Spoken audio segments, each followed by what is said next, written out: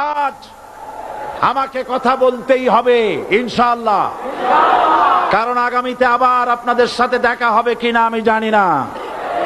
কথা বলতেই হবে। বসেন, কেউ দাঁড়িয়ে থাকবেন না। আমি দেখতে পাচ্ছি বাংলাদেশের ভাগ্য আকাশে উত্তর গগনে কালো মেঘ জমা হয়েছে, ঝড়ের পূর্বাভাস লক্ষ্য করছি। যদি মোকাবেলা করতে না পারেন সক্ষম ভাবে, এমন অন্ধকার গাঢ় কালো অমাবস্যার রাত আসতে পারে যার সুবে সাদেক হওয়া অসম্ভব। সুতরাং আপনারা কি কাপুরুষের মতো কাফের মুশরিকদের গোলামি করে মরতে চান? বিড়ালের মতো 500 বছর বেঁচে থাকার কোনো লাভ নাই। সিংহের মতো 1 ঘন্টা বাঁচতে চাই। আমাদেরকে বলা হয় সাম্প্রদায়িক উস্কানিমূলক কথা নাকি আমি বলি। পত্রপত্রিকা দিছে না তারা? সাম্প্রদায়িক উস্কানি কথা, সাম্প্রদায়িক উস্কানিমূলক কথা বলি। সেই জন্যই বোধহয় শত শত মুসলিম আমাদের কাছে এসে মুসলমান হয়। মানুষে আর বোকা বানানো যাবে না। যাবে কি? আর বোকা বানানো যাবে? তারপর বলছে কি? এরপরে বলছে আমাকে বলছে রাজাকার। শুনে রাখো চট্টগ্রামের লক্ষ লক্ষ জনতা, পার্লামেন্টে যখন আমাকে এই কথা বলা হয়েছিল, আমার পার্লামেন্টের কলিগ জাফরুল্লাহ চৌধুরী সাহেব বসে আছেন এখানে, হ্যাঁ, জাফরুল ইসলাম চৌধুরী বসে আছেন পাশে, প্রধানমন্ত্রী সুদ্ধা, অন্তত 3 শতাধিক পার্লামেন্টের সম্মানিত সদস্যরা সেদিন বসা। 1997 সনের বাজেট বক্তৃতা যখন আমি করতেছিলাম, ডক্টর কুদরতে খোদা, নাম রাখছে কুদরতে খোদা, আসলে গজবে খোদা। এ লোকটি নাস্তিক, ইসলামের চূড়ান্ত দুশমন। তার প্রণীত শিক্ষা ব্যবস্থার যখন সমালোচনা করছিলাম, ট্রেজারি বেঞ্চ থেকে আমাকে বলা হলো রাজাকার। আমি আমার সমস্ত শক্তি একত্রিত করে বলেছিলাম শুধুমাত্র হিন্দুস্তানের রাজাকারেরাই আমাকে রাজাকার বলতে পারে। আমি বলেছিলাম 1973 সন পর্যন্ত আমি বাংলাদেশের কোন রাজনৈতিক দলের নেতা এবং কর্মী ছিলাম না। আমি রাজাকার নই। আমাকে রাজাকার বলে যদি তাকেও প্রমাণ করতে না পারে 10 কোটি টাকার মানহানি মামলা দায়ের করব। আমার এই বক্তব্য সারা দুনিয়া শুনেছে। পার্লামেন্টে আমার এই বক্তব্য রেকর্ড হয়ে আছে। সেদিন 3 শতাধিক পার্লামেন্ট মেম্বারের কেউ আমার চ্যালেঞ্জ গ্রহণ করেন নাই। যে কোনো ব্যক্তি পার্লামেন্টে গিয়ে আমার বক্তৃতা দেখে আসতে পারেন। এরপরে 1997 সনের 7 অক্টোবর দৈনিক জনকণ্ঠ পত্রিকা যখন আমার বিরুদ্ধে লিখলো, সেই পত্রিকায় সাইদির ওপেন চ্যালেঞ্জ 8ম পাতা, 1997 7 অক্টোবর, এত বড় 2 কলামে হেডিং। সেখানে আমি বলেছি বাংলাদেশের সকল সাংবাদিক, গোয়েন্দা বিভাগ, বাংলাদেশের সকল বুদ্ধিজীবীকে আমি আমার পিরোজপুরে আমন্ত্রণ করছি। আমার উপস্থিতিতে যদি কেউ প্রমাণ করতে পারে বাংলাদেশের স্বাধীনতা যুদ্ধের বিরুদ্ধে আমার কোনো ভূমিকা ছিল, সজ্ঞানে স্বেচ্ছায় জাতীয় সংসদের সদস্য পদ থেকে পদত্যাগ করব। 3 বছর পার হয়ে গেছে, আজ পর্যন্ত কেউ এই চ্যালেঞ্জের মোকাবেলা করে নাই। সুতরাং আমাকে যারা রাজাকার বলবে তারা পিতৃ পরিচয়হীন অবৈধ সন্তান। 1971 সনের, শোনো মুসলমানেরা, 1971 সনের কোন কাদা সাইদির গায়ে লাগে নাই।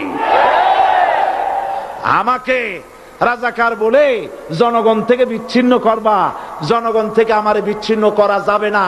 কারণ এই জনগণ আমার জন্য আসে না, এই জনগণ আসে আল্লাহর কোরআনের জন্য।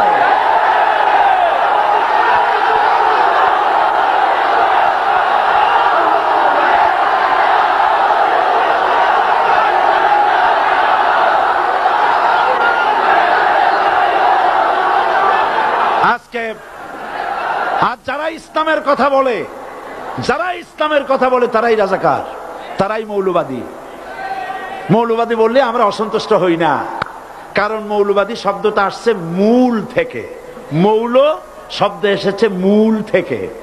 মূলবাদী তার মানে যারা মূলে আছে। মূল হলো কোরআন, মূল হলো হাদিস, মূল হলেন আল্লাহ, মূল হলেন আল্লাহ রসুল। আমরা আছি মূলে। এখন বলেন তো মূলের শক্তি বেশি না আগার শক্তি বেশি? আমাদের যারা মৌলবাদী বলে ওরা হলো আগাবাদী। মূলে আছে কত কোটি? 12 কোটি। মূলে আছে কত কোটি?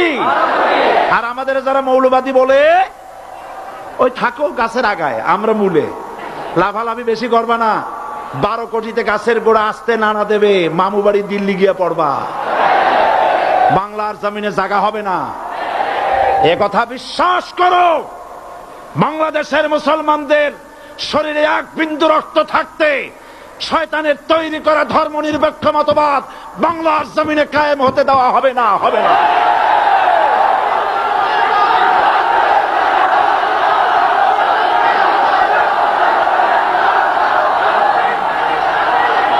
রাসূল করিম সাল্লাল্লাহু আলাইহি ওয়াসাল্লাম কোরআন প্রতিষ্ঠার জন্য আন্দোলন করেছিলেন। আয়াতুল কুরসি আমাদের সে কথাই শিখেছে। আল্লাহ রাব্বুল আলামিন বলেন, আল্লাহু লা ইলাহা ইল্লা হুয়াল হাইয়ুল কাইয়্যুম। প্রাণ খুলে পড়েন, আল্লাহু লা ইলাহা ইল্লা হুয়াল হাইয়ুল কাইয়্যুম। আল্লাহ হচ্ছেন তিনি, যিনি ছাড়া কোনো ইলাহা নাই, আইনদাতা নাই, বিধানদাতা নাই। আমরা মানুষের তৈরি করা আইন মানি না। 12 কোটি মুসলমানের দেশে আইন তৈরি করবে মানুষ, আমরা মানব না। পার্লামেন্টে তৈরি হতে হবে কোরআন দিয়ে, পার্লামেন্টে আইন তৈরি হতে হবে কোরআন দিয়ে। সুতরাং ভয় যতই পান আর যতই ষড়যন্ত্র করেন, 4 দল যখন একত্রিত হয়েছে, ঐক্যবদ্ধ থাকবে, সরকার ঐক্যবদ্ধভাবে গঠন হবে, নির্বাচন ঐক্যবদ্ধভাবে হবে এবং কোরআন হবে, আল কোরআনের পার্লামেন্ট হবে বাংলাদেশে।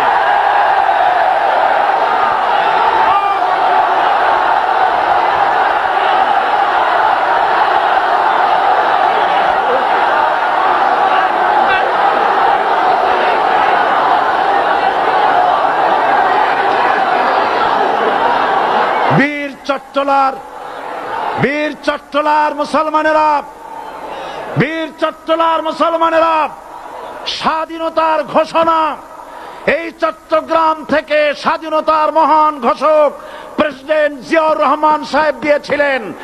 এই চট্টগ্রাম থেকেই ইসলামী রাষ্ট্রের ঘোষণা হবে।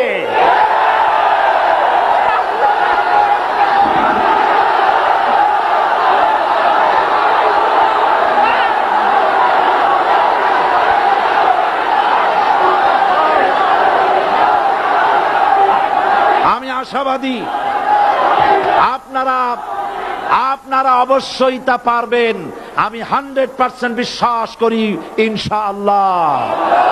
কারণ যে ষড়যন্ত্রের মোকাবেলা করে স্থানীয় রাজনৈতিক দলের নেতৃবৃন্দ কোরআনের মাহফিল সিনায় এনেছেন, আমি প্রথম দিনই বলেছি চট্টগ্রাম তাফসিরুল কোরআন মাহফিল কোন রাজনৈতিক দলের প্রতিনিধিত্ব করে না। এটা কোন জামাত শিবিরের একক সম্পদ নয়, এটা চট্টগ্রামের মুসলমানদের কলিজার টুকরা তাফসিরের মাহফিল। সুতরাং এই মাহফিল